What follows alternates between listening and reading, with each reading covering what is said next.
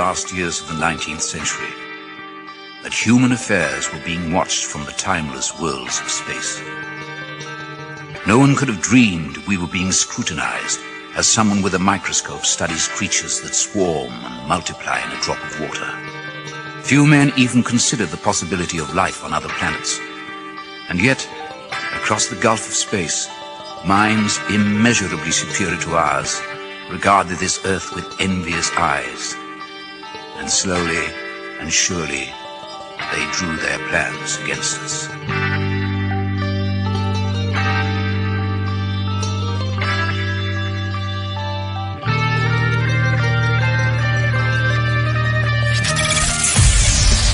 Broadcasting live from a tiny studio somewhere in North America. This is Dark Matters Radio Live. And now I give you your host, the silverback of ufology. Here's Don Ecker.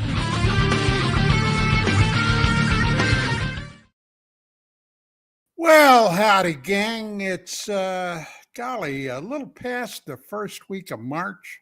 Who would have believed it? We've had some increasingly nice weather out here in sunny Southern California.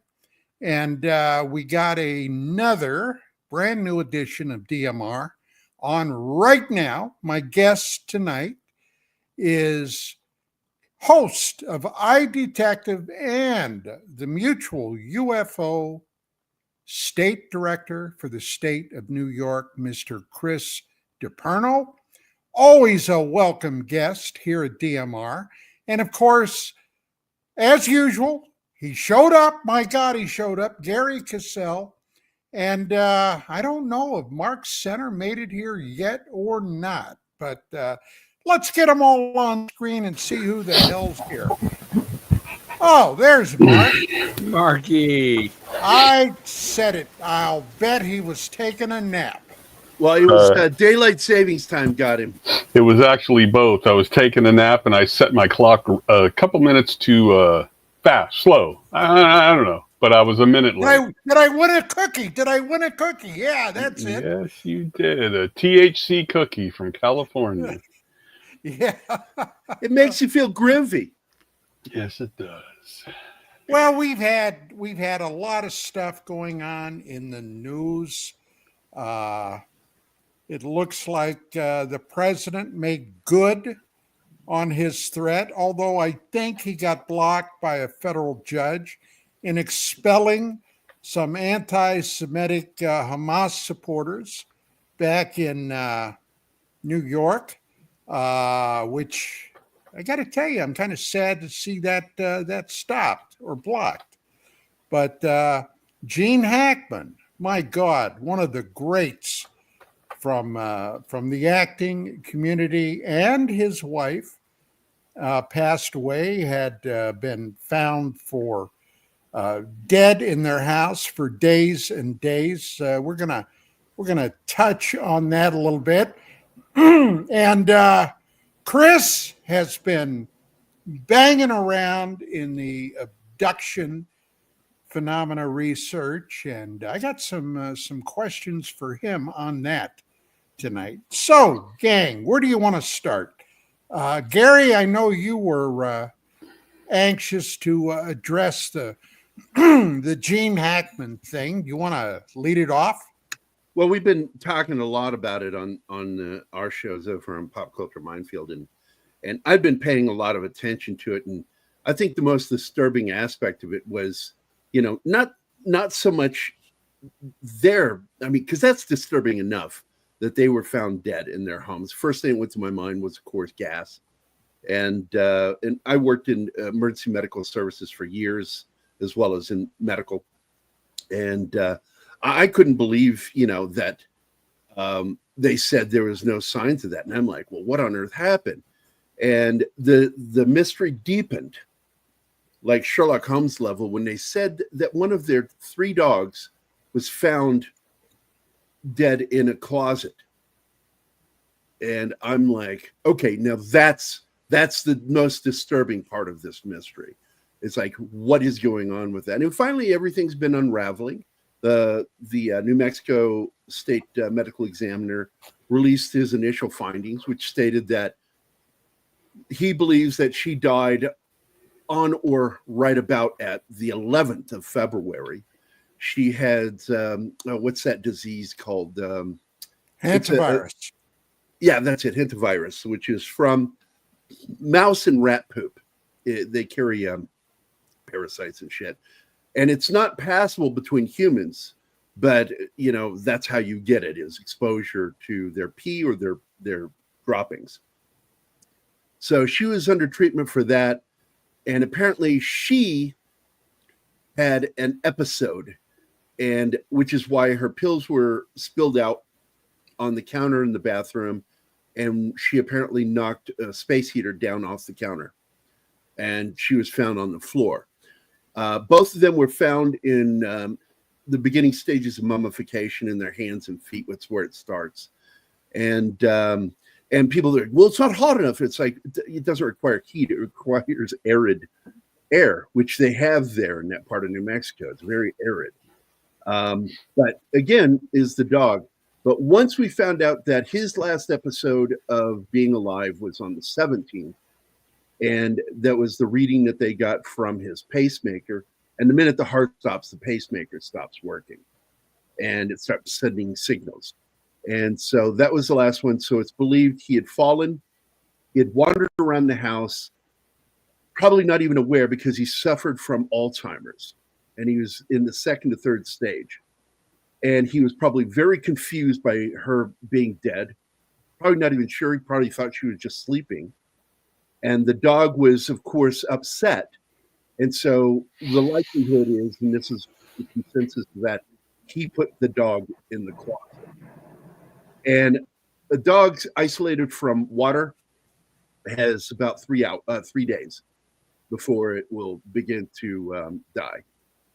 And I'm sure you've run into that, Chris and Don, in law enforcement. Dogs and cats, they have to have water. They've usually got between 48 and 72 hours before they begin to die. The liver, everything begins to fail. And so it's believed that that's why he died. He was isolated in the closet. The other two dogs were left wandering around. And so they were fine.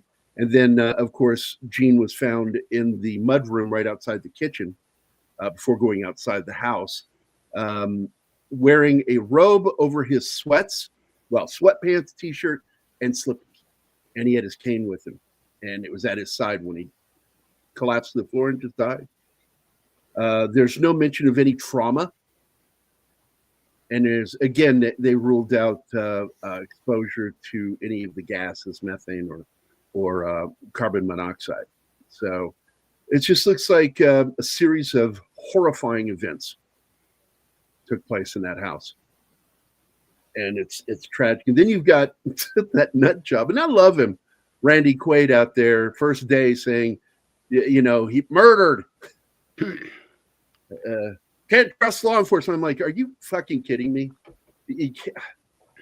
That's the craziest part. It's like, look, I get it when you're talking about government officials and maybe even the DOJ and the FBI, but when it starts getting into regional law enforcement being corrupt and part of the cabal, it's just like, come on, dude. It's just too much there.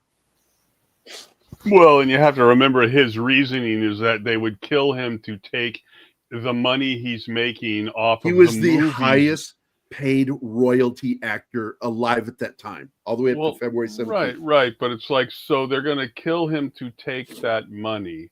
Right. Who's going to kill him to take that money? Well, the Hollywood cabal. Are they the same people who put $350 million into piece of shit movies every month and can't even make a decent film? Right. And they can't make a movie, but they can plot. Exactly. Out of that whole thing, what kind of disturbs me or makes me wonder a little bit is that nobody went to visit him. So there was no healthcare workers. Nobody, and they had a maintenance worker who would often not have contact with them, but they were at the house all the time, and they're the ones who actually discovered the dead bodies. One of the things that, and I'm not sure they've ruled, or I should say, found out why the the maintenance worker said the doors were locked, but yet when the police arrived, the door was open. So it could be and that happens. It could be an honest mistake, or the door was not properly open the first time, thinking it was locked. But I mean, everything that I've heard about it, it's all just natural cause. But the only thing was, this is a superstar actor, and I mean, he's got money, all over the place. You would think that he'd have healthcare workers coming in.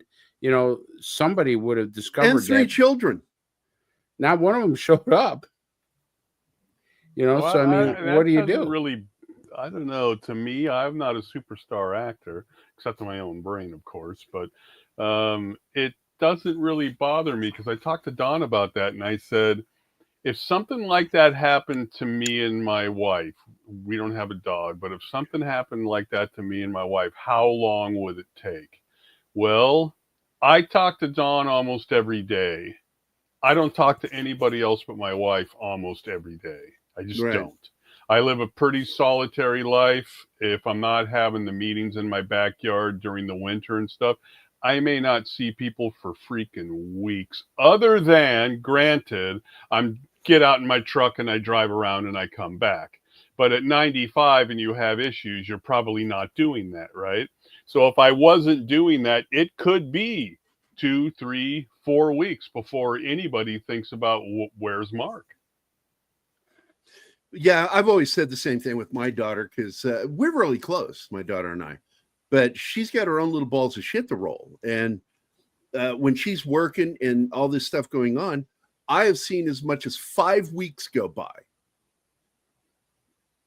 between us. And I could be dead 5 weeks and she wouldn't know it, And she loves the shit out of me, and like staying in contact with me. But I know she's busy, and so also, as sick as the wife might have been, maybe she was the primary caregiver, so they didn't really need people to come by that much. And that's most likely what's going on here because she was the person who provided 90% of his care. Yeah, much There were younger. no home health care personnel that I'm even aware of. How old was she? She was 63. Right. So then my wife's from the Philippines. They gravitate towards the nurse and things of that sort. So she helps to take, because I've had some issues. She takes care of me sort of in more so than just the female aspects, but the natural sort of a thing. She went to school to be a nurse, but she decided not to. Maybe that's the same sort of deal with the wife there. She was just that way, the caregiver.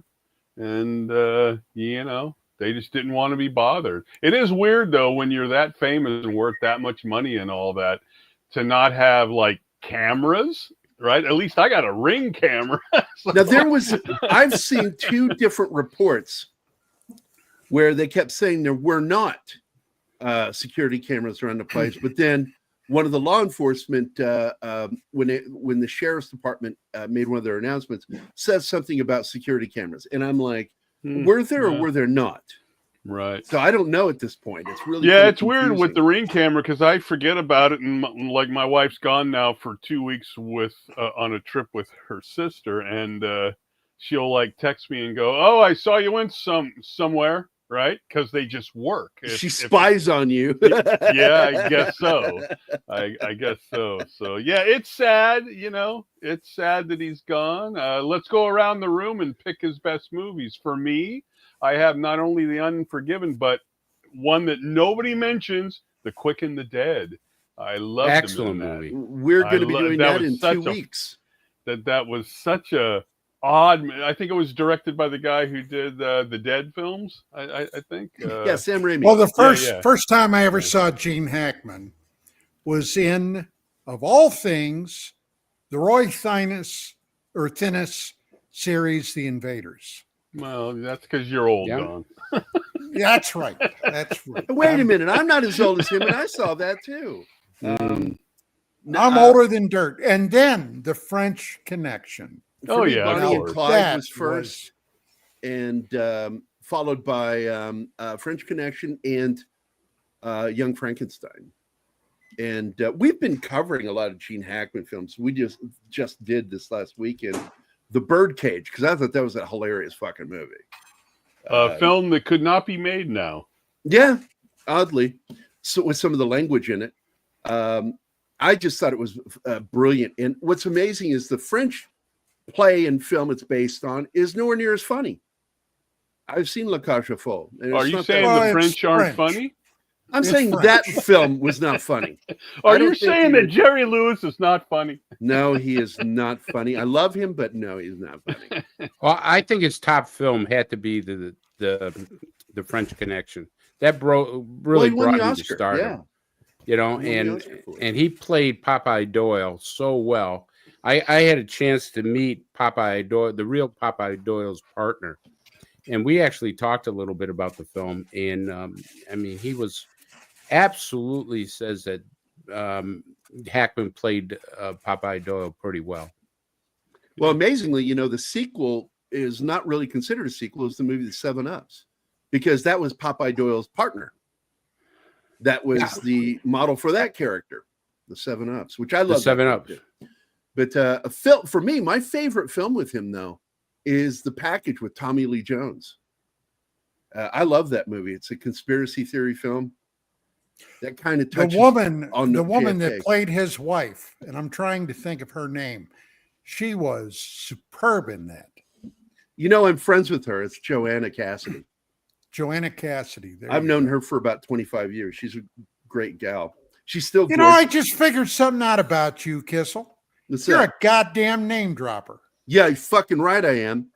I'm like, what's the point of knowing famous people and not mention it? No, she is really a nice person, very down to earth. I did some artwork for her. And just great actress. And she was really kind of the foundation for that film to work, because it's her performance in the film that lends the gravity for what Gene Hackman's doing. And I love that film. And by the way, Chris, he's also a former Marine. Yes, he is. He is very much. And I'll tell you, another great movie that I loved him in was Crimson Tide. With Denzel. Very good film with Denzel. Yeah. Yeah, it was. He did, you know, he did stuff like Get Shorty, which, you know, people loved. We just did Get Shorty 2 weeks ago. Yeah. How about Mississippi Burning? That is a film that's tough, man. I've seen it one time and it really bummed me out watching it, but it's a great movie. Yeah. Also, people don't realize that's also based on a true story. True story. Yeah. It's so here's the Gene Hackman. What a great actor he was, and all the films that he gave us. And that's not urine, Mark. That's green tea. No, really, it's green tea. No. Here we go. Oh, Gatorade, cheater. Actually, it's water. Oh, we have a contract with Sparkletts Water. Okay, so we get every month we get a number of bottles, 5-gallon bottles delivered. Do you have well water there? No, and it's hang on a minute. Bailey, get out of there. He lives in the San Fernando area, San Fernando Valley. And I didn't know if you got water out there, city water. Nice. I was keeping that top secret. Oh, yeah, the FBI already knows. You just told all my all the people that hate you already know where you live, Don. But anyway, so we got a water dispenser, right? And it's got a side for hot water and then one for cold water. Well, the hot water thing went out, so I called them up. And the guy came out this morning and delivered a new dispenser. So I'm happy as a pig rolling around in garbage about that. But, okay, being that as it may, as much as I love, I love Zero, okay? It is the better Zero. One, in my opinion. I like that one a lot myself. Yeah, but I keep the bottle and I keep it filled with my special home-delivered water, so I'm happy about that. So anyway, okay, let's get back to some UFO stuff. Now, I've been doing this thing for a really long time now, decades, And the one aspect that I've never been comfortable with, even a little bit, has been with the subject of people claiming abduction experiences. Now, when my wife and I were publishing UFO Magazine, we were getting calls or visits from people all the time that had been claiming that experience. And it just, I got to be honest, it freaked me out. I always felt that if I told them something that might adversely affect them, okay, I'd feel horrible about that. Now, as a result of that, I would, if I were asked for my advice, I would tell them several things. Number one, okay, you believe something happened to you. If you can get through it or past it, my suggestion would be to try to put it behind you. If not, okay, especially if you have any physical remnants from whatever this experience was, I would schedule a conference with my home physician, somebody that you trust, you could talk to. If it still is bothering you, I would recommend you suggest you seek a conference with a mental health official.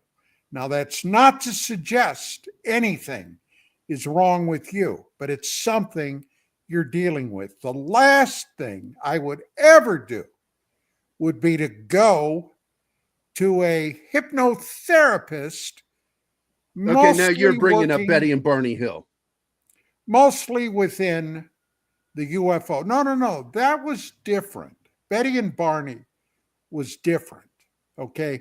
That was actually the first publicly known experience that happened. And the guy, the hypnotherapist, was a credentialed individual.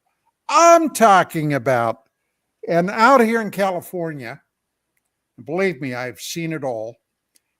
People in the UFO field will want to make themselves, I don't know, more important than they actually are, would take some classes. Yeah, they put themselves into the narration. And ultimately, okay, and I've witnessed this in one where Vicki and I were invited to one hypnotherapy session. I actually heard the hypnotherapist ask the subject where the aliens were from. Now, anybody that knows anything about hypnotherapy, Chris, you as a police officer, I don't know if you ever had any cases where the department actually used a hypnotherapist to interview somebody. Did you ever undergo that? Yeah, we used it on a case once, but you can't use the findings in a court of law. Right. It's same thing like a lie detector test. Hypnotherapy has not been. It's not conclusively proved truth. Yeah. And you can't use that. And so it's just an investigative tool, rarely used, because the problem with hypnotherapy, and Don, you know this, and I'm sure everybody knows this, it can be so subjective. If you don't give the question right, then you actually start putting thought memories into the person's head where he'll start thinking, oh yeah, I mean, you can lead them right down the path. That's why I mentioned the hypnotherapy person, and it's somebody that was not real well known, but well known in the field, asked this subject where the aliens were from, leading the witness. Okay, that's basically what it boils down to. But yeah. What was it, Chris, that got you pulled into this? Historical evidence that that made me kind of think and say, there's got to be something to it. Now, when I say historical evidence, I mean something that was presented and then time later was discovered to be true.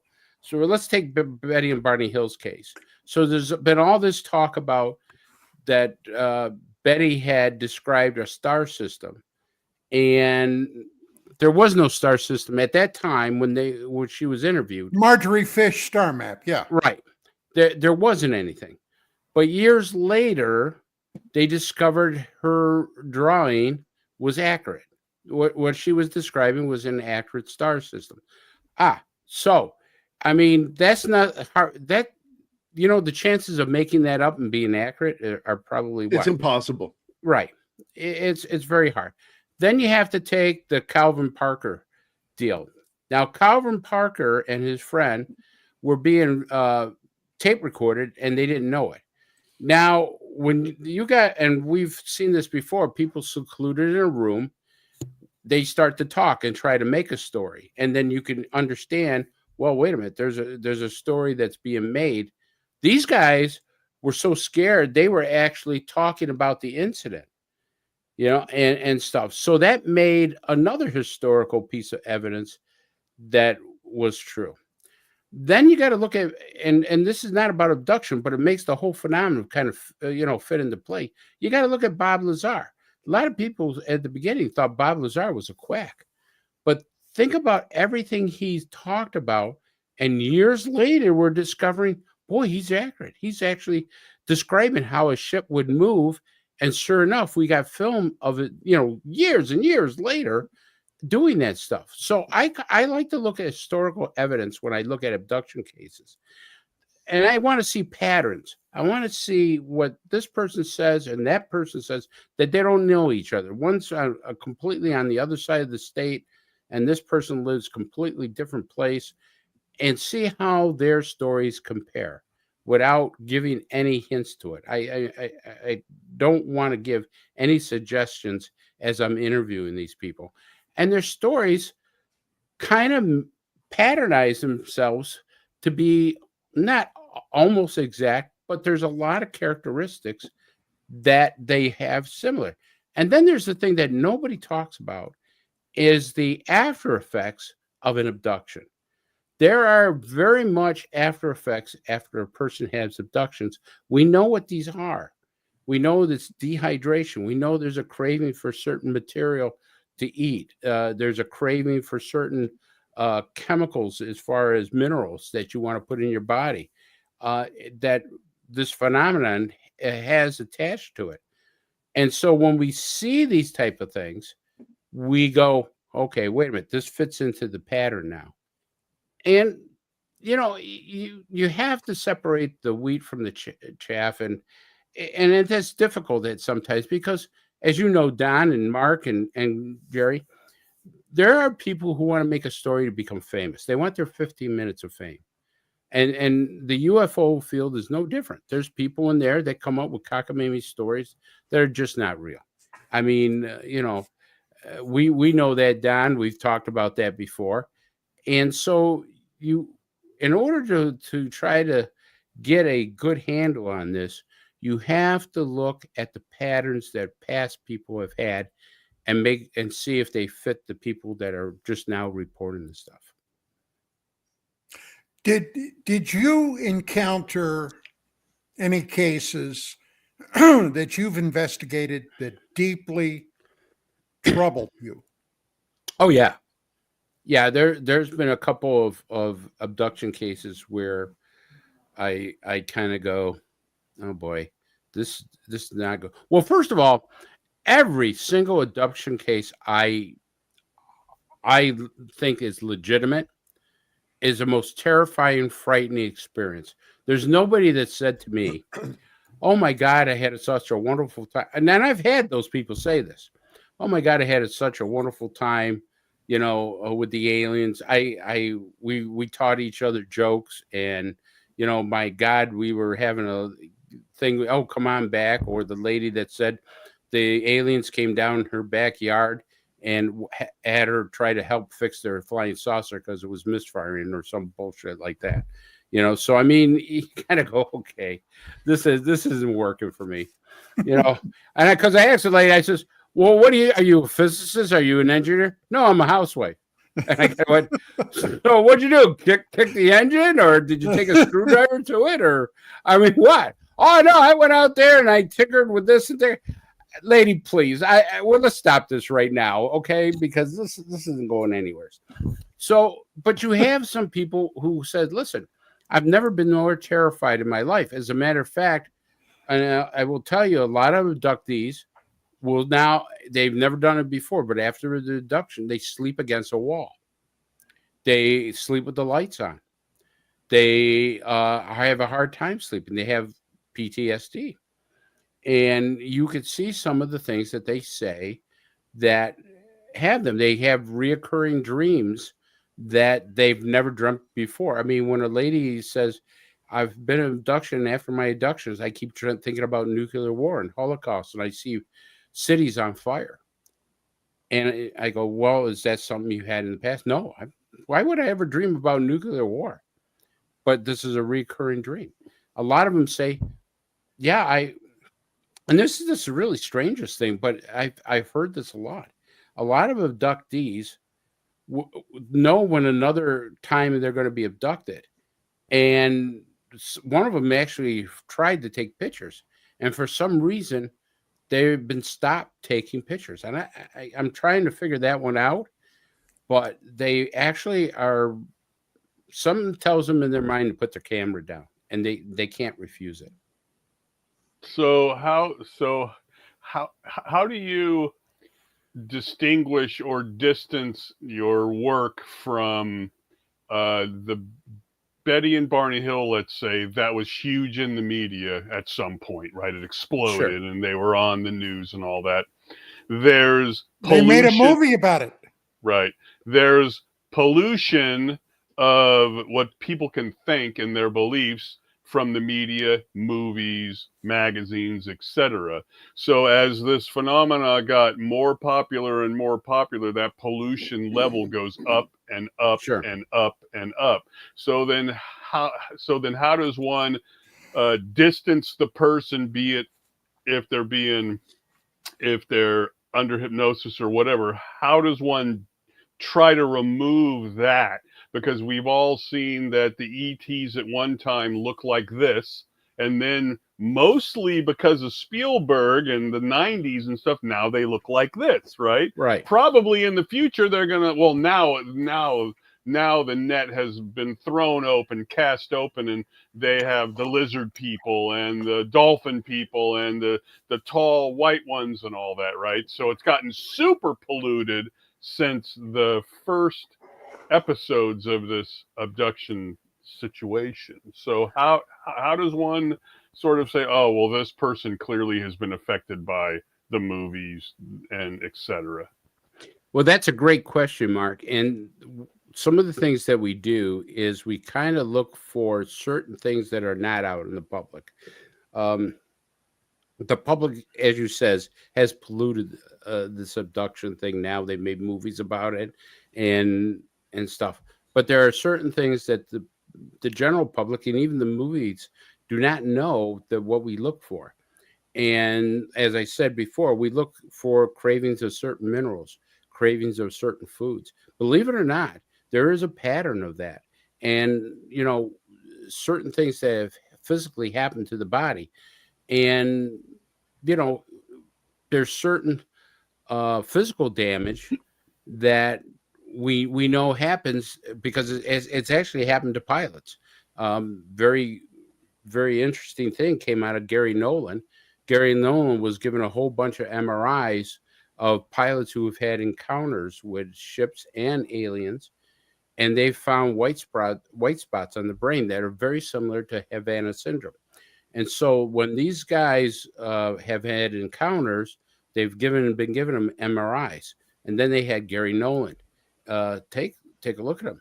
Now, the thing is, what does affect these guys, an abductee or an encounteree, you know, affect? Well, there must be some kind of frequency, some kind of energy that our brains can't adapt to. So we kind of look at, but there's also markings that we see that can't be explained how it was done. For instance, some abductees have had, scoop marks. And you kind of look and you cannot find a scar. There's no scar to it. So, I mean, you take a look at this and you go, wow, geez. And I actually tried to fool a guy one time. I wasn't sure if he was telling the truth. So what I did when I got this, he says, I've got a mark on my hand. I was an abductee, and I've got this very strange mark on my hand now. And I go, okay, send me a picture of it. And he sends me a picture, and it was a very strange, almost like he was branded, maybe like a laser. So I said, okay, that's great. So I said, you know what? I'm not going to talk to this guy for 6 months. I'm going to let it go and just see what happens. Out of the blue, 6 months later, I call him up and say, hey, I'll call him John Doe. Hey, John Doe, do you still have that mark? Yeah. Send me a picture right now. I need it right now. And he says, because we're on the phone, you can take a picture of it and send it to me. Sure enough, he did, and the mark was there. And I brought it to a tattoo artist who said, that's no way a tattoo. And the mark had changed. I actually put the pictures together, measured them and the markings and everything, and nothing had changed on that. So that kind of makes me go, wait a minute. If this guy was trying to fool something, and I haven't talked to him in 6 months, and I said, hey, yeah, thank you a lot. And then try to, because he could have said, oh, the mark is gone, or, no, he's right there. Here's the picture. So there are things that we look for. We can't be 100% right all the time, Mark. You know that this is a phenomenon that, we're still learning about. If anybody tells you he's an abduction expert, they ain't an abduction expert. I know one. His name's Whitley Stryber. There you go. Abduction expert. All the abduction people that I know, they have no idea why it's happening to them. They really don't. The ones that get in big conversations with aliens, I tend to be a little more, I won't say skeptical, but I'm a little more suspicious. Because why would these guys, why would you talk to an ant? Would you sit down in an anthill? We're ants to them. We're a lower primitive style creature than what these guys, no matter what people think or say, we're not the big boys on the block anymore. And so if there's one thing about this phenomena, if it's true, okay, and this freaks me out more than anything else, it's their apparent ability to turn somebody off, to basically turn them off to the point where they can get the subject, the human, whatever, to do anything they want, to come quietly while we beam you up to the ship, whatever the hell it is. All right. That part bothers me. Well, look at Calvin Parker, Don. Calvin Parker says he was just touched and he just went limp. Yeah. And a lot of abductees say that they can't move.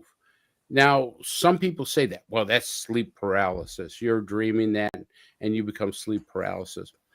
Well, maybe some of that, but not all of it, because when people have vivid, memories that break through of going through a wall and seeing their ceiling,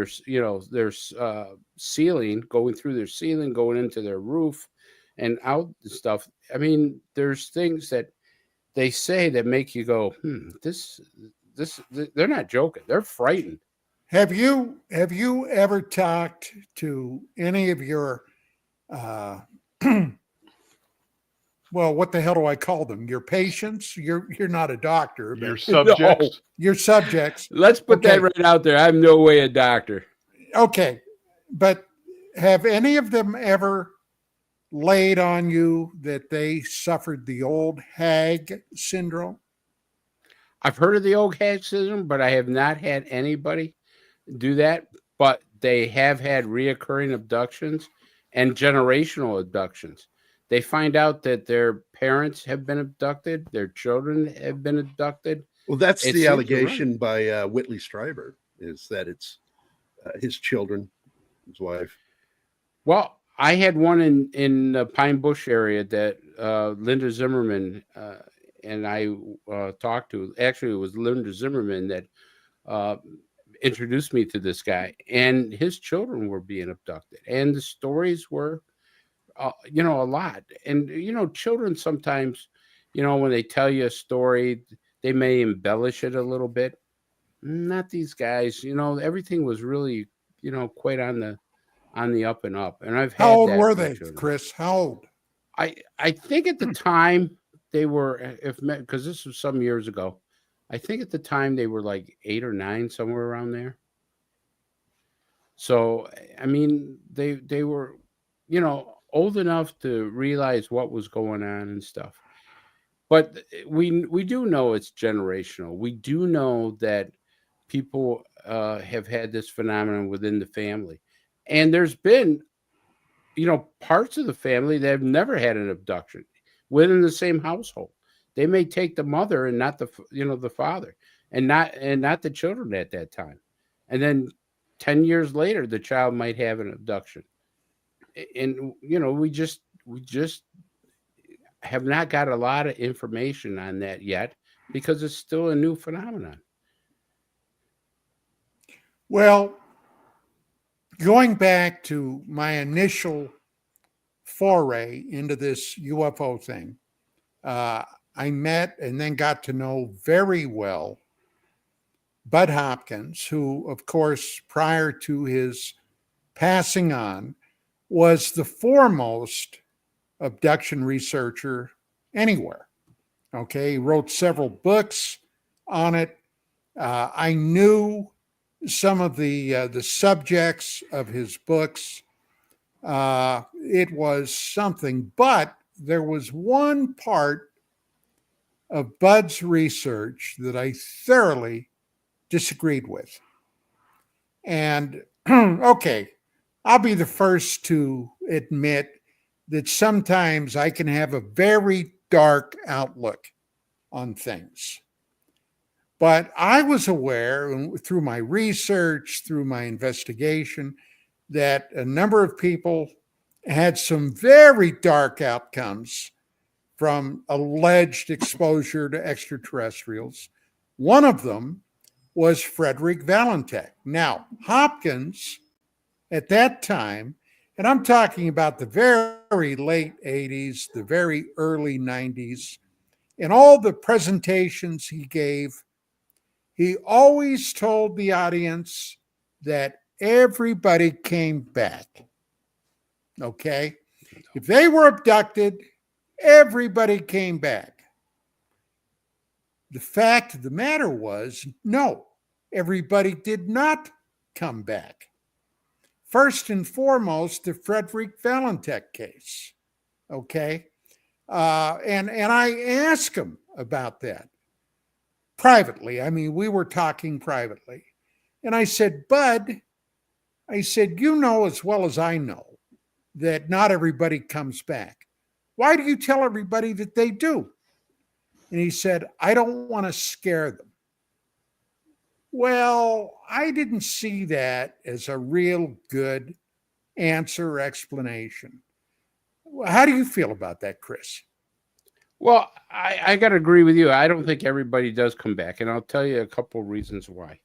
One, if you look at some of David Paulides' work, he's done really work on 411, missing 411, where people have never seen these people again, or they've discovered clothes miles away, body gone, and things of that nature. That's number one. Number two, it really is almost a taboo subject. But abductees, they claim they have seen human body parts in some of these ships, and nobody really wants to talk about that. And they're skeevish about it, but they will admit, when I was up there, I saw human body parts, in this thing. And that is something that, you don't see, people just don't want to know about it. And it's the same thing with the whole abduction thing.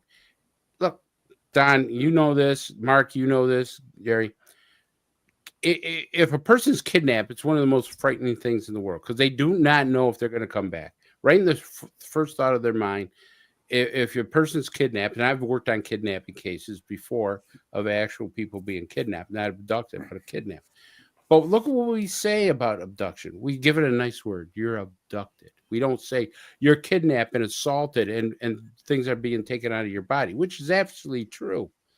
But we don't give it that because why? We there's nothing we can do about it. I mean, if a child is kidnapped, what do? We call the FBI. We call the local police. We go on manhunts. We find Chuck it. Norris. We use all kinds. What's that, Mark? Chuck Norris. Come on. Yeah, we call Chuck Norris. That's right. He's better than I am at it. And so that's it. For the abduction phenomenon, you can't call the FBI. You can't call the police. You really got nobody to call. So I want to throw this out there based on what Don said. So we have the Travis Walton case, and while nobody saw him taken, they saw that light come down and maybe he was pulled off the ground, but they split, right? So nobody, as far as I know, in that case said that they saw him levitated into the ship and the ship took off. But let's use that as one example. What examples do we have of people who are abducted that other people saw that then they never came back? Well, I have to tell you that the ones that never came back are the ones that are probably reported to police and they don't know if they were actually abducted. But there are people who have turned around and David Place puts this in the book, and I have to refer to David Place because that's the most common thing. He's done really great research on this. Yes. So there's people who said, my child was right over here. I was watching her. I turned my head for a second for some unknown reason. You're talking about matter of seconds, and the child was gone. Yep.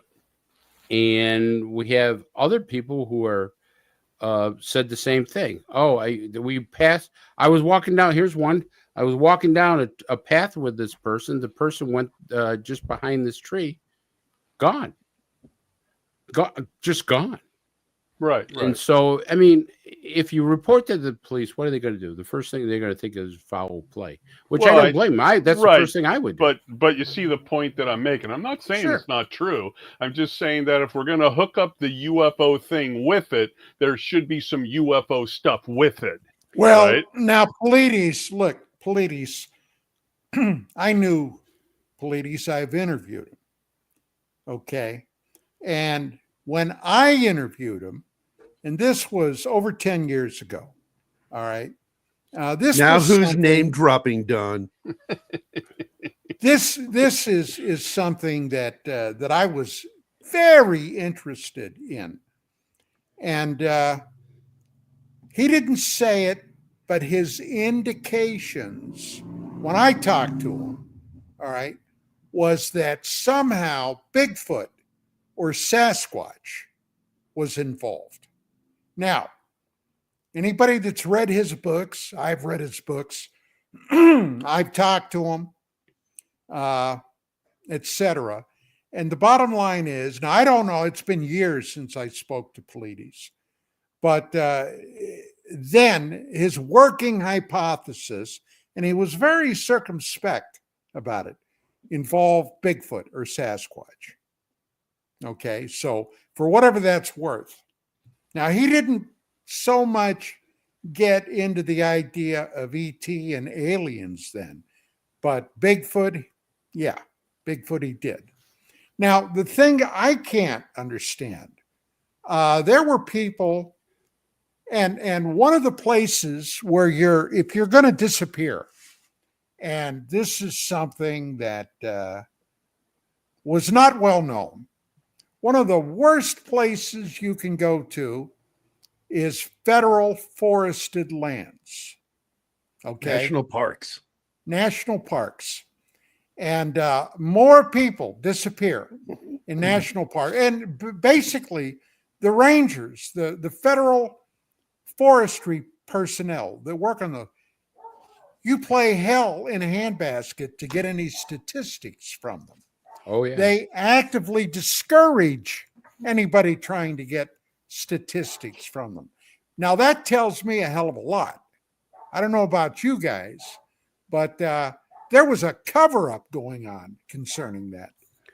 Well, one of the reasons for the cover-up, Don, and Mark, you probably know this, that there's been law enforcement people going in there knowing that on national forests, there's all kinds of crops that are illegal being grown Right. there. Hence marijuana, opiate, poppy. And they have very sophisticated systems of protecting that. And also people with AK-47s. If you actually seen some of the police officers, or I should say the federal agents, they go in, pretty heavy because they know they're going to find people in there with machine guns. And I think a lot of people wander off and find themselves in the middle of a marijuana field and at the point of an AK-47 or other kind of rifle, and they just disappear. Yeah, they're disappeared by someone. And that's what they're looking for in many cases, too. I used to live up by the Green Triangle, and lots of guys where I lived would say, hey, we're going to go up there, and we're going to go see if we can find something. And now the people I knew came back with, let's just say, trunk fulls of fun times. But they would go up there, and they would camp out, and they would scope it all out, and then they'd go in there, and they'd get a bunch of the stuff and bring it home. So, yeah, that's one of the most, believe it or not, it's one of the most dangerous jobs is to go after these crop fields in national forests. I mean, these guys have to go wear, all kinds of body armor and have sophisticated equipment because they're dealing with people who are, pretty much sophisticated themselves. And we probably do miss people. Now, why would they keep that secret? Well, how safe would you think you'd be in a national forest if they knew that people were getting gunned down and in that type of environment? Right. It's when you go back to the Bigfoot thing as well, part of that whole deal about Bigfoot and aliens and the proof of Bigfoot is that, well, you don't ever find the Bigfoot bones and stuff, right? Well, right. What a lot of these people, because they're not hunters and stuff, don't understand is, okay, why don't you go out and find a grizzly carcass? Well, you're going to have just as much possibility of that generally, unless you luck out, or a deer carcass or anything, right? Because that's the way it works out there, man. I mean, you're apt to, but the one thing that they always leave out is if this is a higher intelligent creature, they're probably going to be like elephants and have burial grounds. Well, then after 100 years, you would probably find some of those burial grounds. Soil gets deeper. It doesn't get shallower. Soil keeps growing. Yes. And Mark, you're absolutely right on that. But here's the thing that we can't explain. How does a 5-6-year-old who disappears right in front of the family, they say, okay, go out in the backyard, Tommy, and play.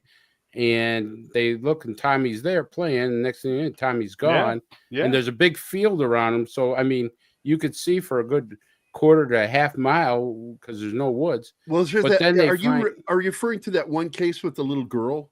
No, I'm referring to a lot of cases are similar to this where they find Tommy's belongings that he had, his clothes, 8-9 miles away from there on a steep hill that no 5-year-old, 6-year-old is going to be able to do. Right. The terrain and then they would go back and they would find like the shoes where they had already looked.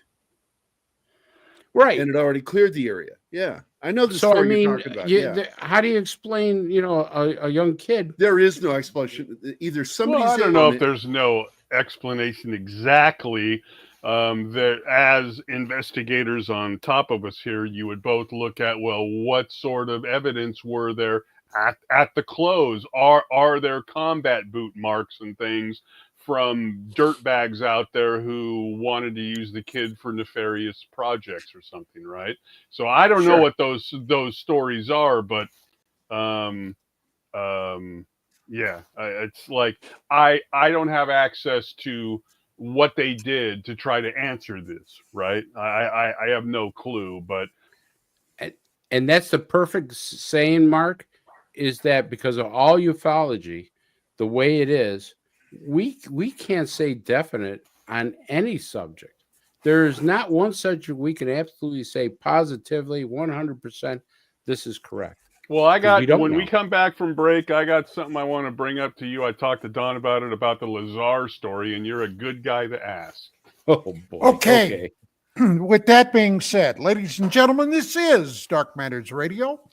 Our special guest tonight, Mr. Chris Deperno. Chris is the host of the KGRA show, I Detective, and of course, the MUFON State Director for the state of New York. We'll be back after these words. Stick around.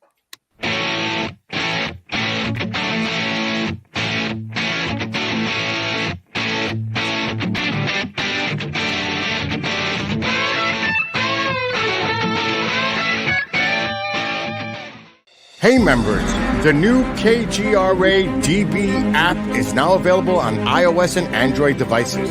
Gain on-demand access to any KGRAdb programming. Download any show directly to your mobile device to listen or watch on the go. Go to the App Store and search KGRAdb.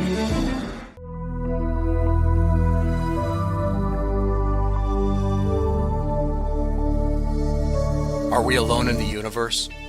The most important question facing humanity is on the verge of being settled once and for all. The Mutual UFO Network has been at the forefront of this journey for nearly 50 years. Our members worldwide are dedicated to the research, documentation, and awareness that will shape the future of humanity. Won't you join us?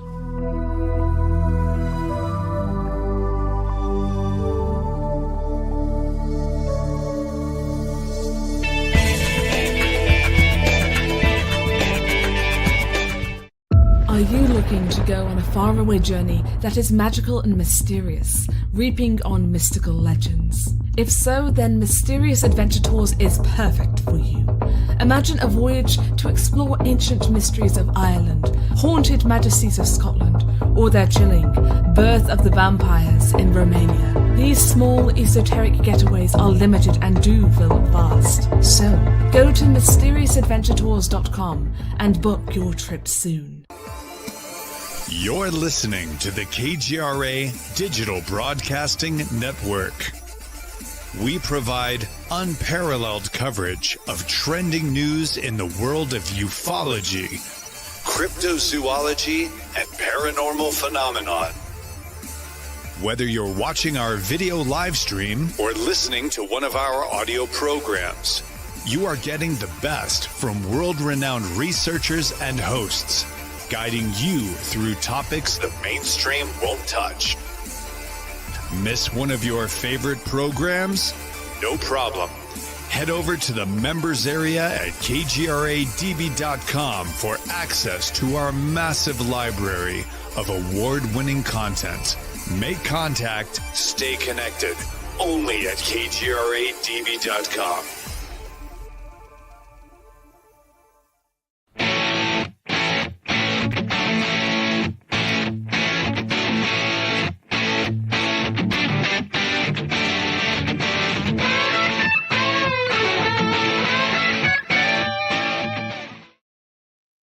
And we are back.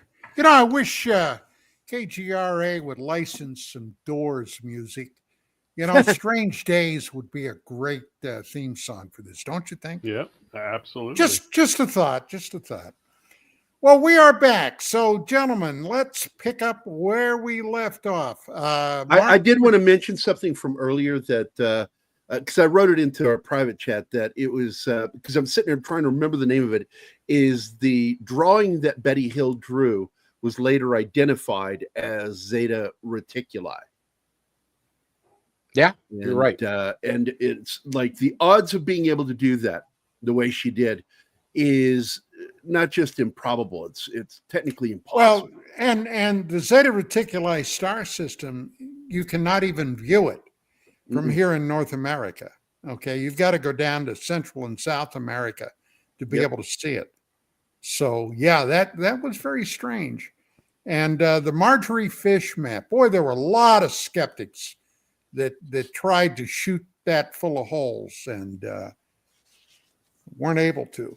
Yes. But anyway, you were talking about Lazar. So I'll open with this and then I'll do Lazar. So this Greer character constantly says that he's invited into skiffs to get super secret information. He's constantly saying that he's going out to black sites and being shown stuff. A nobody. This guy's a nobody. Because he knows that nobody can confirm nor deny it. Right. So he constantly says this stuff.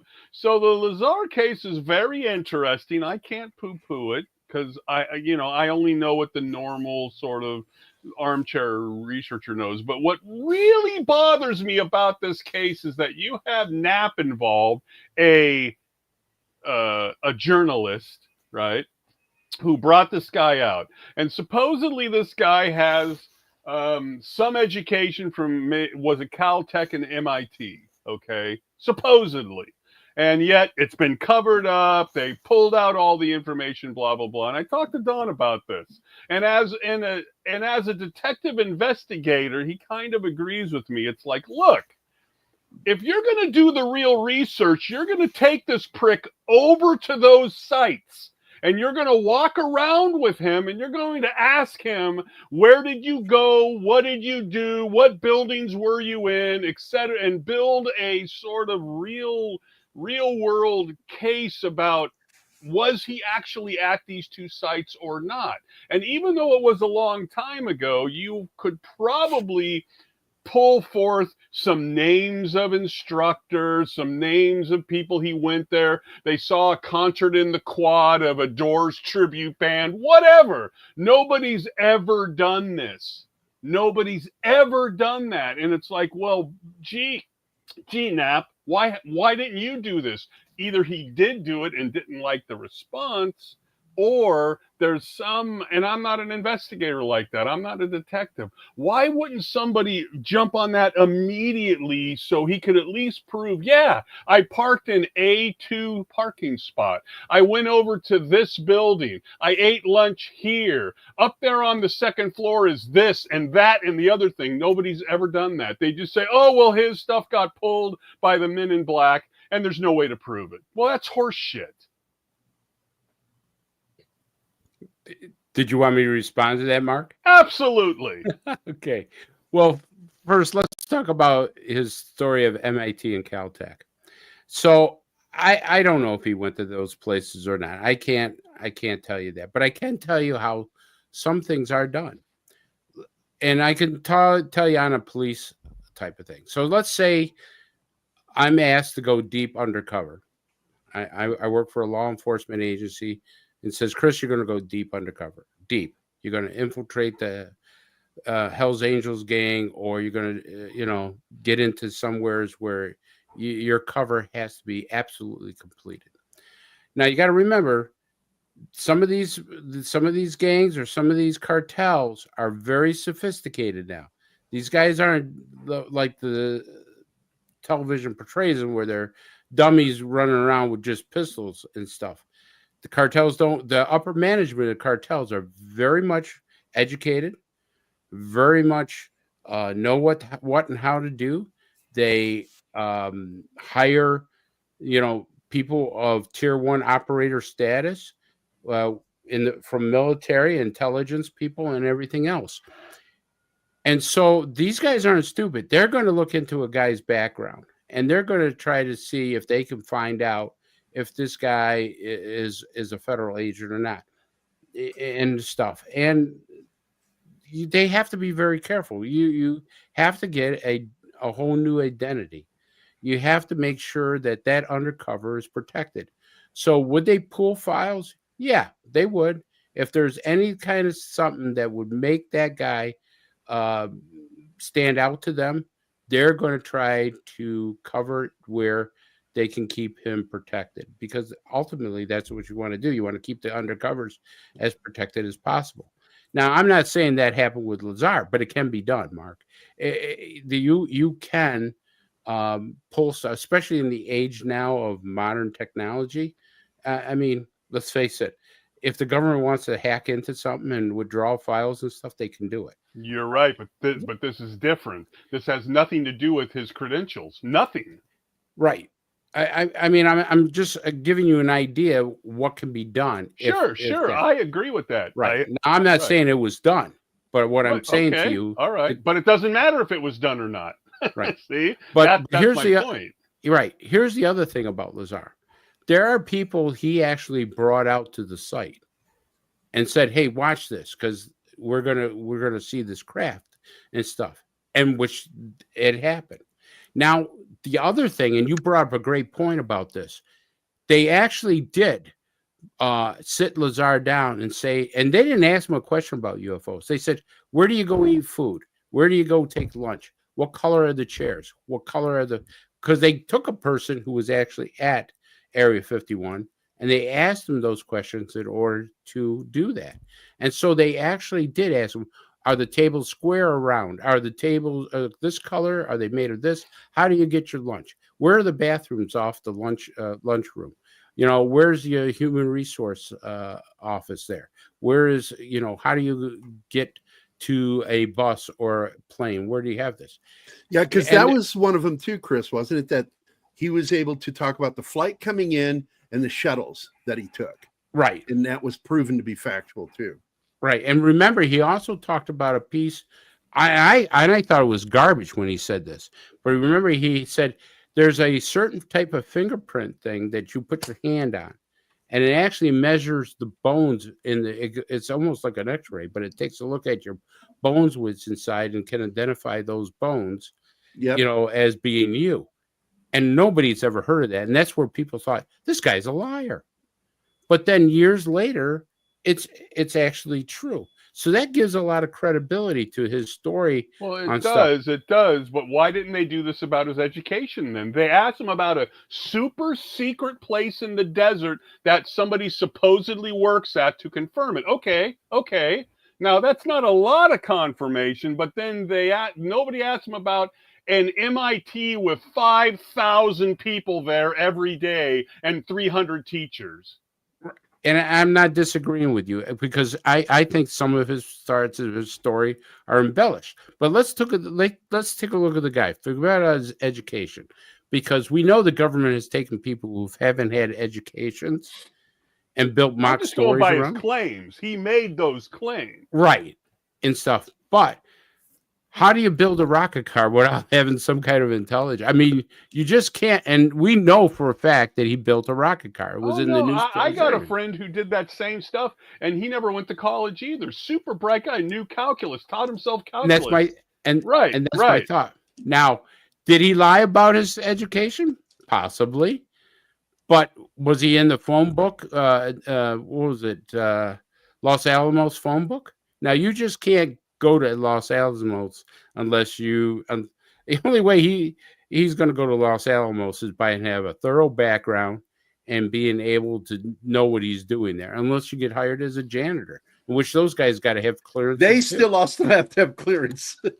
Well, you see the problem with the case, though. The case has been cherry picked to give people the answers that they want. Right. The other thing that he had, and James Goodall looked at this. I talked to James Goodall. James actually had one of his pay stubs, and James Goodall definitely came from naval intelligence, but James Goodall took it to some admiral. He, as James Goodall was a historian for the Air Force. Was it a Navy or Air Force? Anyways, a military historian. He had a top secret clearance. He goes into an admiral or general. I think it was an admiral. He says, "Hey, I'm doing some research on this guy here," and he gives him the pay stub. And the admiral goes berserk on him. And this is a friend. And he just starts screaming and hollering, "Get the F out of my office. Don't ever come back in here talking about this guy or anything else again." Shreds the photocopy of the pay stub And, James is bewildered as to why he's getting all this stuff. Maybe nothing, but sure gives a little smoke to this thing. Okay, I can put some light on this. I've been to Lazar's house when he was in Vegas twice. All right. Went down there with Rich Saraday. We interviewed him in his office, saw his jet car, took a photo of it, got a photo of it. It was parked in his garage there. Went wandering through his house. Now, I'm not gonna sit here and blow smoke up your ass and tell you that I was convinced by everything. His lab in the house struck me almost, and I don't know if it was or not, but almost like a prop set. Okay, if you were shooting a movie of a scientist. But I talked to the guy. I sat right there. I stared into his eyes. And I had been following this since Knapp's second special, where Lazar was finally named. The first special he did was he was just identified as Dennis, a pseudonym. Okay. Well, as it turns out, Dennis was the name of a guy that basically Lazar worked under out at the site. Now,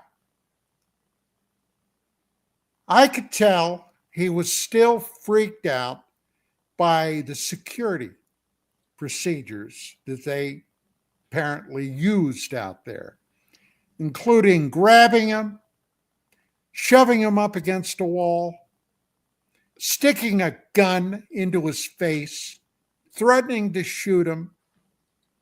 Did you talk to anybody? Did you do this? Did you do that? Actually, Lazar's marriage at that time broke up because his wife at that point was having an affair that the security people told Lazar about. That was certainly a security problem right there. How did they know? Because they had him under 24/7 surveillance. His phones, everything were wiretapped. Whatever the hell was going on there was scary. His car, he had a beautiful Corvette then that he tooled all over Vegas in. Somebody at one point after the special that Knapp ran on KLAS TV shot one of his tires out as he was driving down a boulevard. Okay? They were playing mind fuck games with Lazar. They were trying to basically freak him out to the point where he'd shut up or do something stupid. Well, what happened then? Lazar, and I went down to Vegas with another guy right away after this story broke. Lazar had set up a security system for a bordello down there. That's a nice way of saying a whorehouse. Okay. The madam that was running the bordello, Lazar was having an intimate relationship with. He set up security cameras. He set up computers for her. How did the general public find out? Well, in Las Vegas, they play hardball. Okay? And they really do. They play hardball. Another TV station down there was freaked out at the ratings that Channel 8 was getting as a result of Knapp's specials. They hired some private detectives to follow Knapp, to follow Lazar from the time he got up until he went to bed. Okay? Everywhere he went, including this bordello, this whorehouse. All right?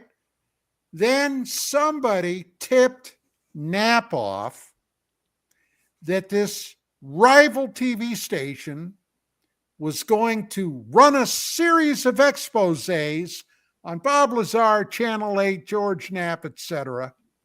And Knapp, because he was tipped off, grabbed Lazar and convinced Lazar the best thing to do would be, come on, have Knapp interview him, okay, and basically predispose the sensational story this other TV station was going to do.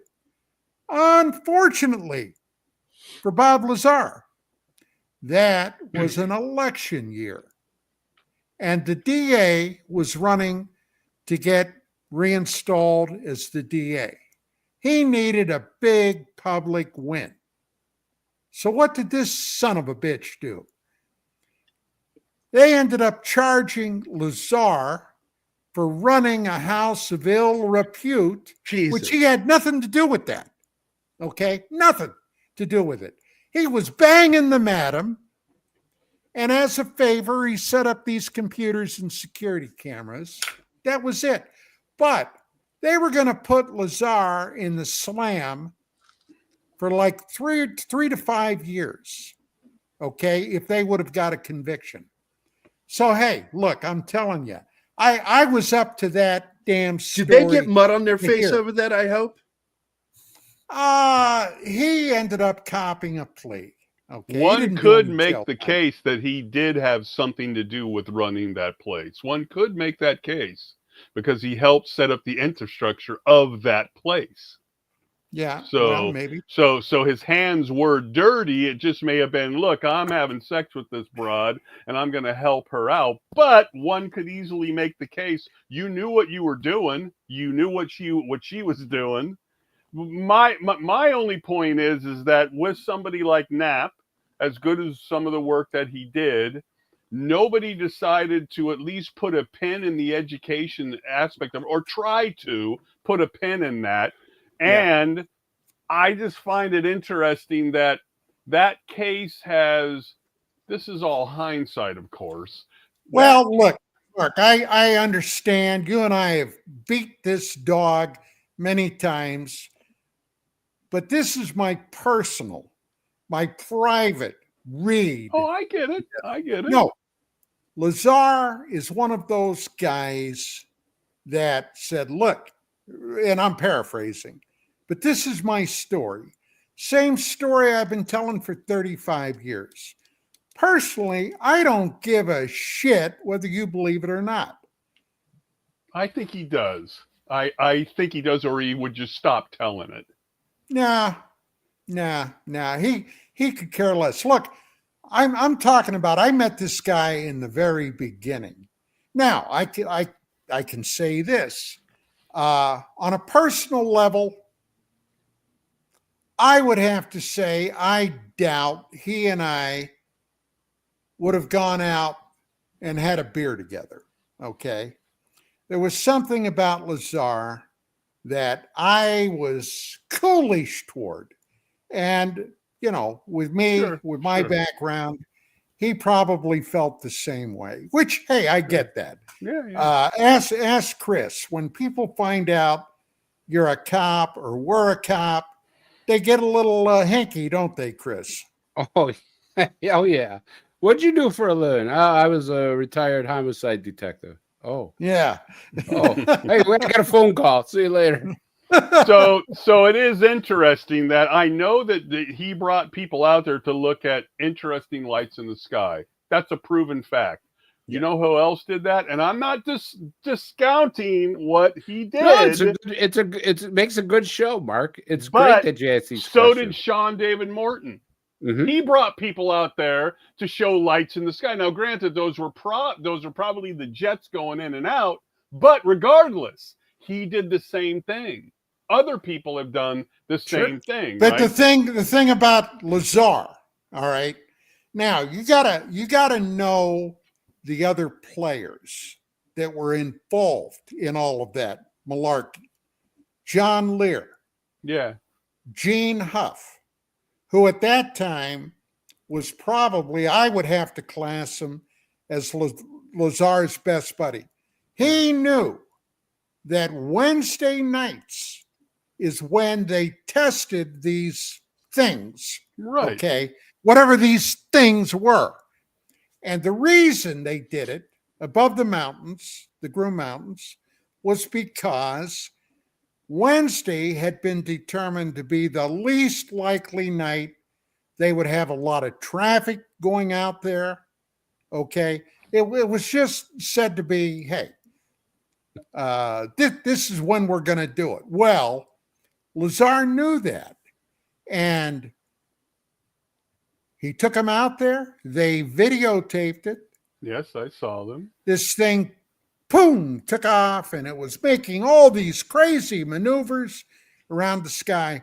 Lear was blown away. Then what happened? Security got put onto them. They chased them down the road.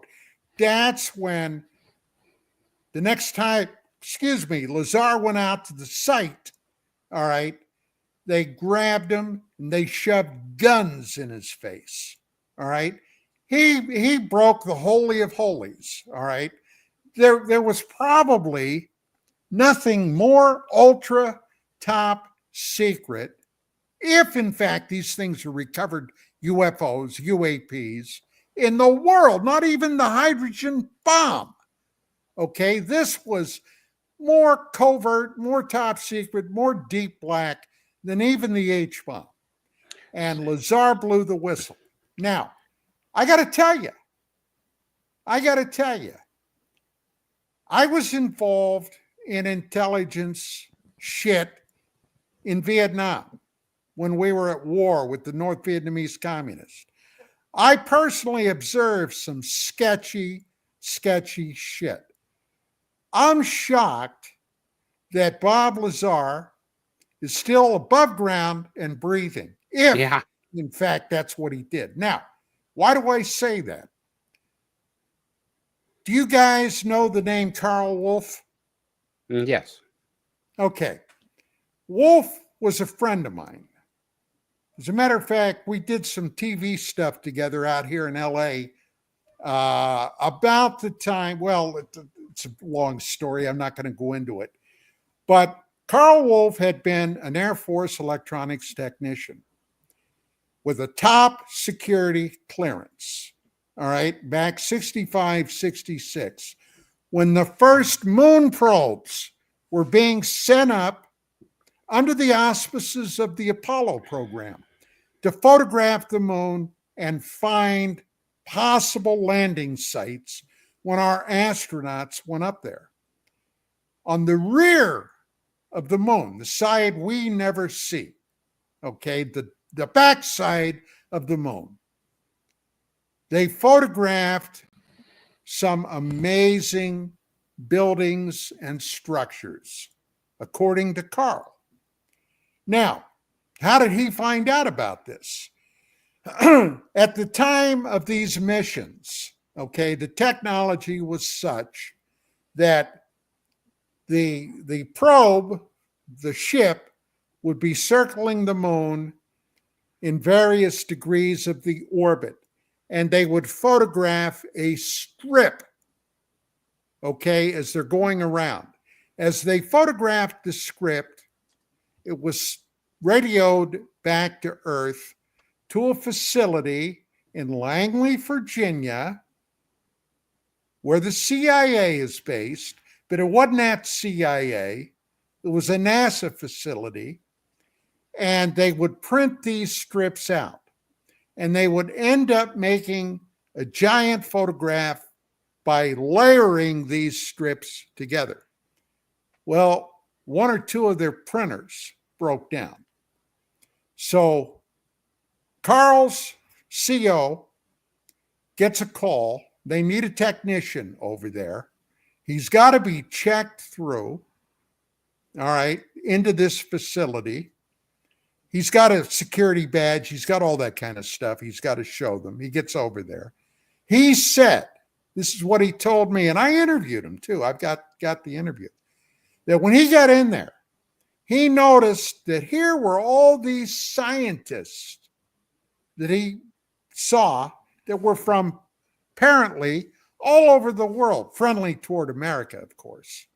And I said, well, how do you know that they were from somewhere other than the USA? Well, they were talking in their own languages, blah, blah, blah. So I said, okay, well, what happened next? He said, well, a security guy guided me back to where they had the printers. So they opened up the door. He had all his trash. He went in. He's in this room now. He said there was one lone airman in there, probably an E3, E4, just keeping his eye on everything around there. And Carl told him who he was, and he said, which printer, blah, blah. And the guy showed him. He went over, and they had like modules in there. One of the modules went Tango uniform, okay? So they had to replace it. So Carl made the call, I need such and such module, okay, and this thing should start working again. So they had to get one over to him. And then he was just in there with this kid, all right, this airman, who was keeping an eye on everything. And they weren't doing much. They might have chatted just a little tiny bit. Now, knowing Carl, and especially at that time, he would have been a very probably shy and diffident guy, because that's how he was when I knew him. And I knew him in the 90s. And he said, as he's sitting there, this kid turns to him and said, you know, we found a base on the moon. And Carl looked at him. He said, I was shocked. He said, a base? Whose? The Russians? And the kid says, no. And he pulled out a couple of pictures and showed him. And I said, well, hell, what'd you see? He said, well, he said, I saw a lot of buildings. I saw some things that looked like radar dishes or dishes, radar dishes of some kind. I saw some buildings that had lit windows. And I said, oh my God, what'd you do? He said, I got terrified. He said, I knew all this stuff was top secret. He said, the last thing in the world. He said, my God, if somebody would have walked in there, they would have busted both of us. So I said, oh, okay, you're probably right. I said, well, then what happened? He said, well, they got the module over there. I got it fixed. I set it up and it started working again. I was done and I left. But he said, I got to tell you, all that week, I kept my eye on the news. I was positive certain that they were going to announce this. And of course, they never did.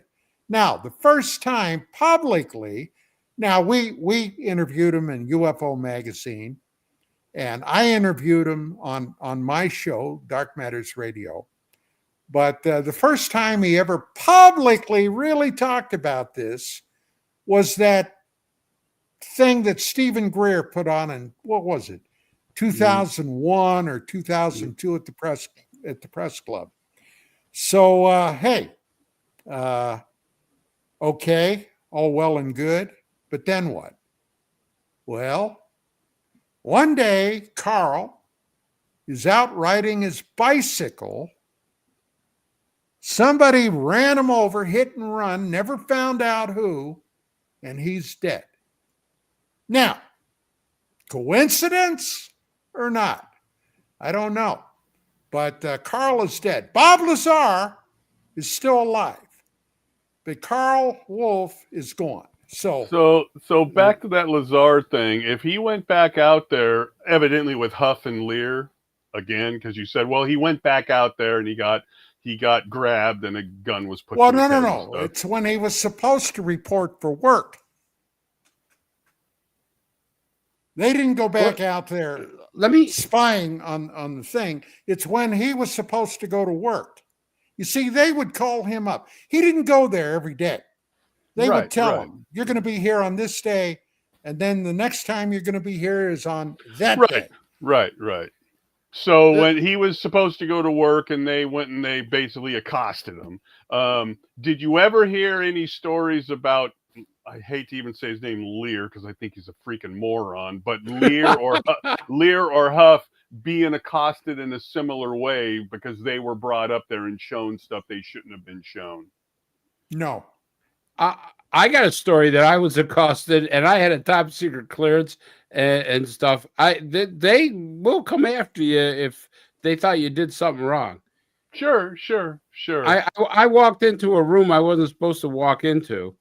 And I found it open and it wasn't supposed to be open. And, I worked at American embassies. I was part of the Marine Security Guard force there. And one of the duties that we had to do besides doing protection work is we had to do security of the building. And so we had to make nightly rounds to make sure doors were locked and everything else, just like anything else. Well, this door wasn't locked.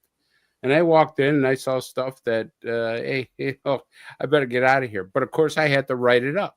Well, I wrote it up, and then the chief of station the next day came down.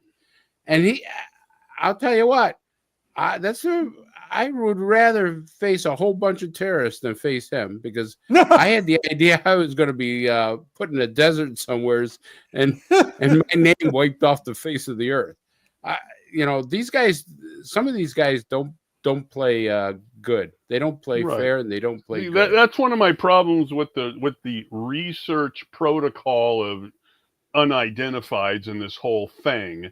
Is one of my problems is that, isn't it interesting that that similar issues that follow Lazar follow Skinwalker Ranch in the first book that was written about that with the same guy, right? So when I look at something, and I won't say his name, but when I look at something like the Billy Meyer case that is still believed by many, many people as I don't give that much credit. I'm just saying that it's still believed either partially or fully by thousands of people. Only one researcher ever went to that site and infiltrated and asked questions and took photos and stuff. That's the problem with the whole subject, is that with the case like that, instead of blowing it out of the water correctly, only one lunatic goes there and writes a book about it. That's a huge problem. Here's the one thing, Mark. Let's face it. Lazar's whole history and stories are very suspicious. There's no question about that. But there's things that, I mean, you got to look at what's happened in the course of years. Not when George Knapp was interviewing, what's happened after. Remember, he talked about years and years ago about how the amplifiers worked, how they tilt, they'll rotate the ship like it's on its side, and that's how they move. And you'll see like an aura around the ship, and that's actually moving space in front of it rather than pushing it from behind. And all this stuff that he's saying, people thought was nonsense. Well, what happened when we got the film from these pilots, that they leaked out? Well, sure enough, the ship tilted on its side. It was going in that direction that Lazar explained 20 years ago. So you kind of say to yourself, holy crap, the guy's had to know something. Right. But still, with the whole thing, it's like, that's the problem with the subject, though. It's like, well, look, this is very interesting stuff here, but the foundation of the case, there's issues there. Well, don't worry about those. Don't worry about those. No, we're going to let those sit for decades and decades and decades, and we're going to look over here because this is more interesting and fascinating. Well, remember, my old sergeant used to teach me, Chris, whatever they show you in the right hand, start looking at the left. Because that's where the real information is. Right. And so that's why I say to you, Mark, it is a suspicious case. But there's things in there that you have to say to yourself, how did he know this? I mean, how did he know? And now you got video proof of what he was saying. Look, this guy is no dummy. I mean, he might be a loony bird for all I know. I never met him. But he runs a company called United Nuclear. And he works with stuff like aerogel, which is one of the lightest metals made by NASA. I mean, I'm looking at his website right now. How would he get a license if he was like a pork chop? How would he get a license to get radioactive material and all this other stuff? You know what I mean? I would think that the U.S. government would come in and say, "Hey, we're closing you down. You're nuttier than a fruitcake. You're a liar, and you're not going to." Right, and you're making my case for me. If they wanted to prove the case, then go into the foundational aspects of the case and prove it. It's for his benefit. I'm going to tell you something else, Mark, that hurts the Lazar case is the involvement of Jeremy Corbell and Lou Elizondo. Yeah, but they're people that came later, and they're going to base all their stuff on what they do. The documentary, which I think hurts Lazar. Any of these people who, have an air of legitimacy to them are damaged by these guys because these guys are commercial cult level guys, and they're doing damage to them. Yeah.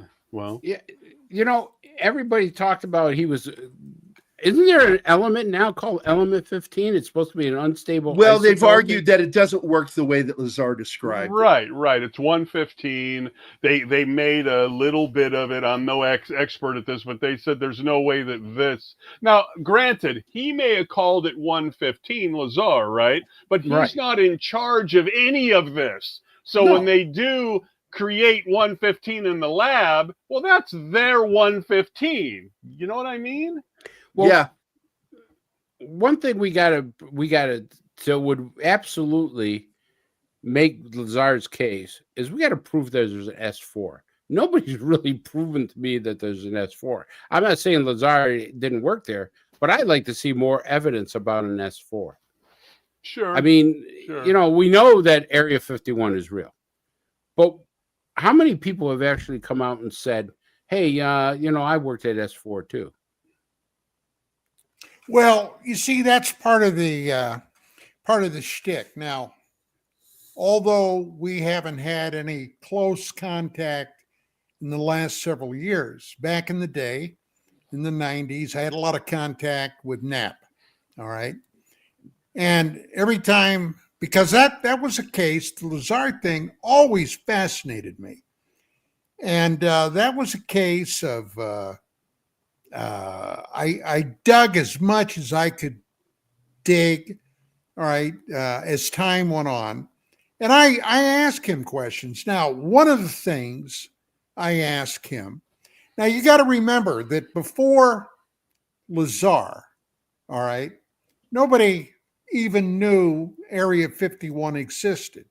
It was a site picked back in the early to mid 50s by the CIA where they could work with experimental aircraft and what have you. The U-2, ultimately, what the hell did they call it? The A-12, later the SR-71.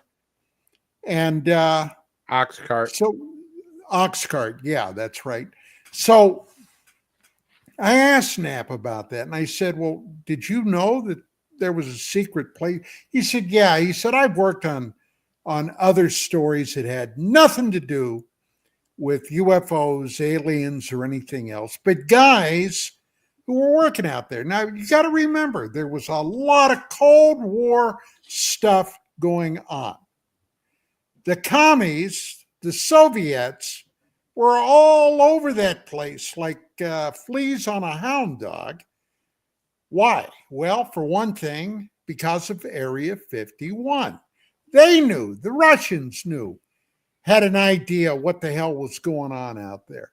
Knapp had worked on a number of very sketchy stories with people that had previously worked out there.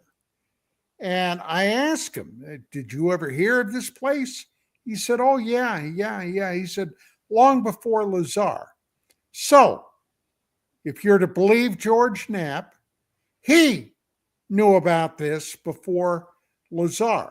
And then I said, well, how did you vet Lazar and know that he wasn't a bullshit artist, George. And he told me, and Chris, you relate it pretty good. Where was the mess hall, the lunchroom? Where were the bathrooms?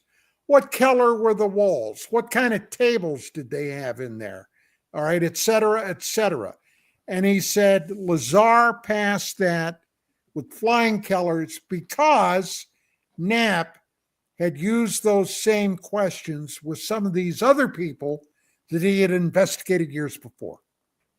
There you go. And that's my exact point of as good a work as Knapp did, he did shitty work when he wouldn't do the same thing with his education to put it to rest. You're right. Put it to rest. Yeah, Mark, you're absolutely right on that. And that makes the whole story suspicious. I'm not disagreeing with that. But let me ask you this, and this is a hypothetical situation, and I don't know if this is right or not. Could they have made a cover story for Lazar? Could they have said, all right, because you're working on something that's extremely sensitive, we're going to make a cover story for you. We're going to say that you went to MIT. We're going to say that you graduated from Berkeley. Maybe he went to a college somewhere else. That's not out of the realm of possibility. I'm not saying that happened, but if the government wanted to make a cover story for somebody, that would be a perfect thing. So you're absolutely right, and that's the answer to that's the other side of the answer. Well, I'll give you guys something that you probably don't know. And at the time, I got to tell you, I was rather surprised by it. He was working, Lazar allegedly was working in something so covert and so sophisticated. Guess what the people allegedly did out at the site? What? They issued him an Uzi 9mm submachine gun to take with him. They issued it to him? Yes. Yes. Yes. Yes. A 9mm. Now, Mark, let's say you get a wild hair up your ass. You want to get a 9mm Uzi submachine gun. I'm going to have to move out of America. Yeah. He was tooling around, and especially after his Corvette got the tires shot out. Yes. Yes. So, well, and anyway, see, that makes my case, though, Chris, is that either they looked into it and they were getting these strange answers or no answers because it was a cover story, or they decided that they possibly needed that sort of gray matter to revolve around this story, much like the Skinwalker Ranch and read my book, there's evidence in here. There's no effing evidence in that stupid book. There's none. There's claims and stories. That's not evidence. Right. And we know publishers, writers, movie people embellish on a lot of stuff. And, you know, but you want to be taken. I know you said, Don, that he doesn't care if the people believe him or not, or he doesn't care. I call bullshit on that. He wouldn't be going on to Rogan, and he wouldn't be part of these documentaries and stuff if he was so removed from the story that he doesn't care. He wouldn't be saying it 40 years later if he didn't care. There is some caring there. And let me give you a metaphor. Okay. And I'm only going to mention this because it's fastly approaching me right now. And it's something that I'll carry with me to the grave. All right. March the 30th, every freaking year, starting around the 30th of March, I go into a funk. All right. Why? Because that was the date that my team in Vietnam up on the demilitarized zone got overrun. And April the 2nd, a couple of days after that, all right, was Easter Sunday then. That was 1972. That's the day I got shot up and wounded. Now, every year, and look, it's been over 50 freaking years now, all right? 50 years, over 50 years, and I still haven't been able to shake that. Now, you've known me a long time, right? Mm-hmm.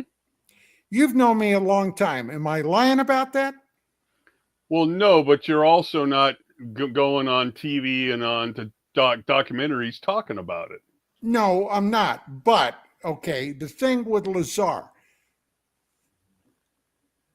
I think he is experiencing, hey, and I'm not a psychologist, I'm not a psychiatrist. But you I play think one on TV. No, I haven't. I tried to get the gig, but I didn't get the gig. I think he has a type of PTSD about this. I really do. And he might. So prove it. Prove it on his own. Oh well, no, I'm embracing my PTSD. I don't want to prove it. F you. I do find it odd that he has never stepped forward to prove his education. Yeah, it's just odd. Yeah, it is suspicious. I would be very suspicious of it. The first thing I would think is, all right, where did he work? Because if you have that type of education, you're not going to be pushing a broom somewhere. At least, 90%. Unless he's Matt Damon. Yeah, he could be Matt Damon. Right. Do you like apples? What was the name? What was the name of that movie? Good Will Hunting. Goodwill Hunting. I love the line. He goes, "Hey, you like apples?" And the guy goes, "Yeah." He holds up his report card. "How you like them apples?" I love that line. It's a great fucking movie. But this is the whole thing about ufology, Mark. It's not just Lazar. There's a whole other people that are either trying to get their 15 minutes of fame, trying to sell a book, trying to do something. Now, I'm not saying all of them are right there. There's a lot of good ufologists out there that really are dedicated to this. But Don and I, and that without naming names, there's people out there that said they've gone to battle with blue chickens or helped blue chickens. And, okay. And it's like, all right, enough. And then they got nothing to prove it. I mean, you got these super soldiers that don't know the nomenclature of their weapon. I mean, how much super can you get a soldier that doesn't even know their own weapon that they're carrying? It's a shit show. We have the green egg, and then it's shown by the guy from MUFON. I forget which MUFON that was, Don. The guy who came out, who flew the helicopters and all that, and he looks at it and he dissects it and goes, "This is total bullshit. It's total bullshit." Yeah, that was David Toom, I think it was. He's a great guy. He's a very, very straightforward, good guy, and he knows what he's talking about. He's flew helicopters for the U.S. Army for years. Right. It's so frustrating, man, that these things stick around. And now, of course, you can say, well, Mark, then why don't you go out and go do it? And well, I'm not in the position to go talk to this guy, Lazar, and say, I'm flying you over to MIT. We're going to spend the weekend there, and I'm going to freaking just get up your asshole about this. Well, he's not going to do that with me. Of course not. Knapp was the only one who had this opportunity. It was Knapp. He should have done this, Mr. Journalist. Yeah. A book should be written about this, and the title of the book should be called What I Didn't Know and When I Didn't Know It. You've been elected, Kissel. I've been elected to write that book. That's basically my life. So let's look at what Lazar is doing now. And this is where I got to say he's got to have some education behind him, because he runs this company that's doing, very sophisticated material. I'm looking at his website, and half the stuff that he's put in there, I've never even heard of before. I've never heard of aerogel. Now, I didn't know it's the lightest material in the world. Mercury metal. Look, he's run a business like that for many years, and he's also been raided by the feds. Now, back in the day, all right, and like I said, at the time, I was up to my eyebrows in that story. I was down in Vegas frequently, et cetera, et cetera. And at the time, I was actually closer to Lazar's buddy Huff than I was Lazar. And those two guys, for the most part, were inseparable. I got some funny stories about some of the shenanigans these two did. But anyway, Somewhere along the line, it came out that Lazar had smuggled a disc of element 115 out of there. And then it was hidden. Now, I got this from Huff. Later, I got it from John Lear. And I never got it from Lazar himself. But that was at that point, that was the Holy Grail.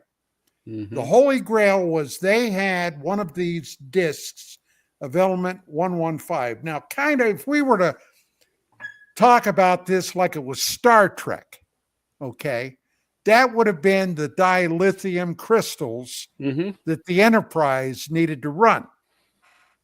This element 115 was what made the generator and all that horse shit run, okay? The antimatter, gravity, and all that kind of stuff allegedly flowed from element 115. Now, his place was raided. Now, I haven't heard anything. Well, as a matter of fact, Gene Huff, I haven't talked to him since 2004.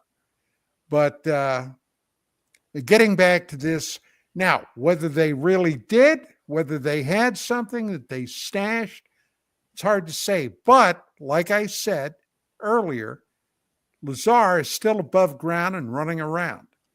Now, if somebody really had a sore butthurt about him, I don't think he would be. Yeah, so, that's true. But let's look at all these new people who have come out, right? Grush and this new guy with the egg and all that. Now, granted, they're new people, but when's the last time a whistleblower left us? I have no answer there, but when's the last time that happened? That somebody of good mind and body and not in their 90s who came forward as a blower are gone. I would say maybe that Rich guy who got shot in the back of the head a few times. Was that his name, Rich? It had something to do with the Clintons, and he was in Whitewater. Yeah. Now that was quite some time ago, and that looks like that was what you're talking about, Don. So it might be better for them to have him out there on the Rogan show and all that, right? It's been about 2 years since the first whistleblower, right? It's over a year since Grush, right? Oh, first, yes. For the Senate. Yeah, and it's been nothing. About 14 months. Still nothing. Well, boys, here's the sad part of the story. We got 1 minute, less than 1 minute before the end of the show. Chris, what do you got coming up on iDetective on Wednesday? George Hill, we're going to be talking about the Chinese influence in South America, and are we ready for war with them? Because they're ready for war with us. Oh, they are.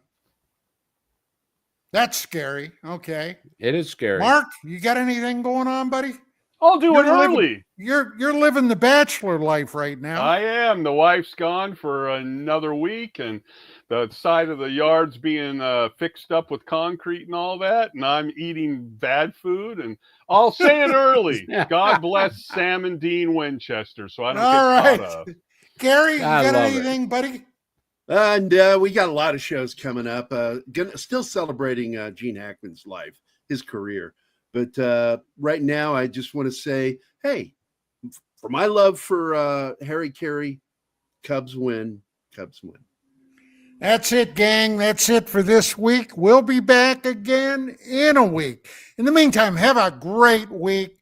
And don't forget, Thursday night, 5 p.m. Pacific, 8 Eastern, UAP Crossfire. Good night, gang.